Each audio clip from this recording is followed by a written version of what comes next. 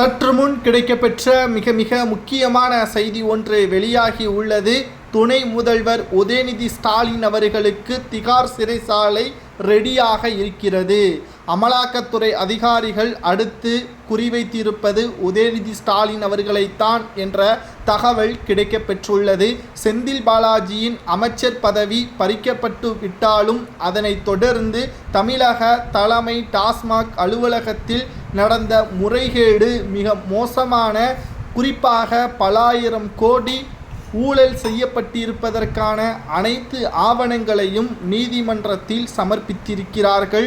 முதலாவதாக 1000 கோடி ஊழல் செய்யப்பட்டிருப்பதற்கான ஆவணங்களும் ஏற்கனவே செந்தில் பாலாஜி அமைச்சர் பதவி பறிபோனதற்கு காரணம் முதலாவது வழக்கு குழப்பிவிடக்கூடாது.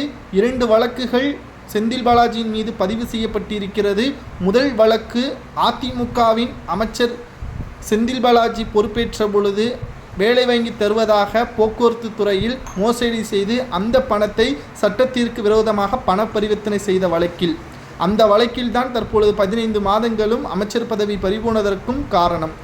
இப்பொழுது 2வது வழக்கு தமிழக தலைமை டாஸ்மாக் அலுவலகத்தில் நடந்த முறைகேடு, மதுபானங்களை கொள்முதல் செய்ததில் ஊழல், அனைத்திற்கும் செந்தில் பாலாஜி தான் முதலாவது இடத்திலும் இருக்கிறார். இதற்கு அனுமதி கொடுத்தது நிதியமைச்சர் மற்றும் துணை முதல்வர் உதயநிதி ஸ்டாலின்.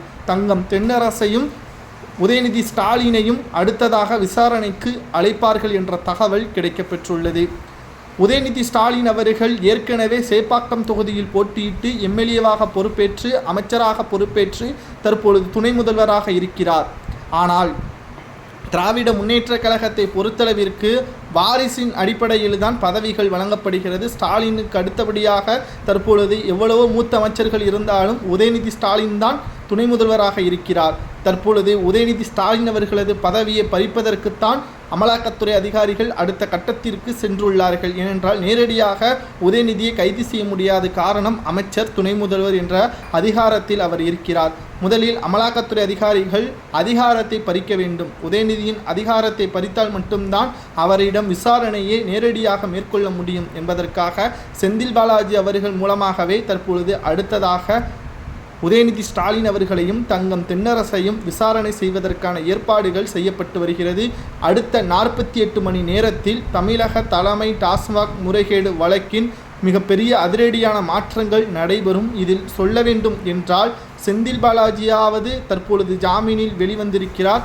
ஆனால் உதயநிதி ஸ்டாலின் அவர்கள் சிக்கினால் தமிழகத்தில் அல்ல திகார் சிறைச்சாலையில் அடைக்கப்படுவார் என்ற தகவல் வெளியாகியுள்ளது. என்ன தண்டனை வழங்க